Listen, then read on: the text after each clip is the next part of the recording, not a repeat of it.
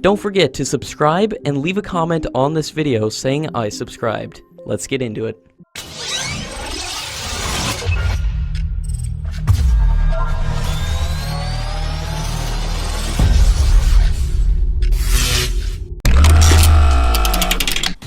The Japanese ambassador to India has said that the Indo-Japanese acquisition cross-servicing agreement would allow the Indian ships to refuel and replenish supplies from Japanese military bases.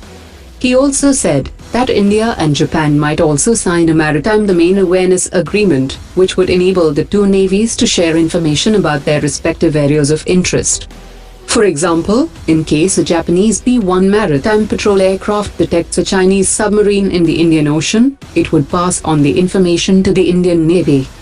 Japan has remained passive on the contract to manufacture 6 Soryu-class submarines for the Indian Navy. On being questioned that Mitsubishi Heavy Industries, which builds the Soryu-class submarines, has not responded to an Indian request for information, the Japanese ambassador has said that the Japanese government is discussing the matter internally. India's decision to choose a Russian air defense system has triggered a debate, as the two other European competitors are seeking the reason for the rejection of their bids. The Defense Ministry has confirmed that the Russian firm Rosaboronexport has been declared the lowest bidder in the 27,000 crore rupees order for short-range air defense systems.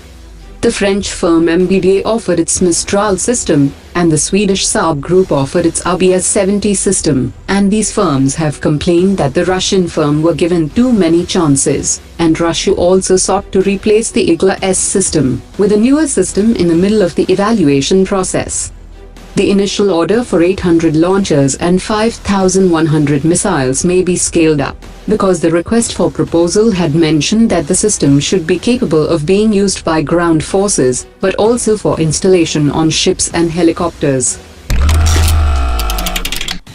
The Indian Air Force wants to replace its aging fleet of transport aircraft with the C-295 transport aircraft to be manufactured by Tata and Airbus. According to latest reports, Hindustan Aeronautics has proposed an improved Avro aircraft with fresh engines and avionics that could extend their service for almost 2 decades. The proposal to replace the Avro fleet has been in the works for 6 years, but Hindustan Aeronautics believes that the Avro fleet can easily be upgraded to serve for a longer period.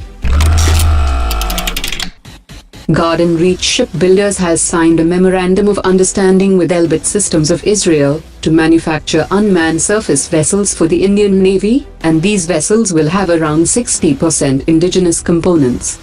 These surface vessels can offer an interim solution to the Navy's shortage of minesweepers, and have a range of 50 kilometers, with an endurance of up to 4 days. These vessels are cheaper as compared to minesweepers, and could also be built faster than a ship.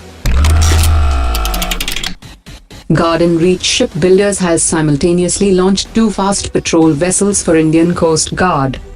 These vessels come fitted with state-of-the-art engines with advanced control systems and an integrated bridge system, and has a maximum speed of 34 knots, with an endurance of more than 1,500 nautical miles. According to latest reports, the Indian Coast Guard will take part in an exercise with its Maldivian and Sri Lankan counterparts from 26 November. This is India's first defense engagement with Maldives, after the new administration came to power.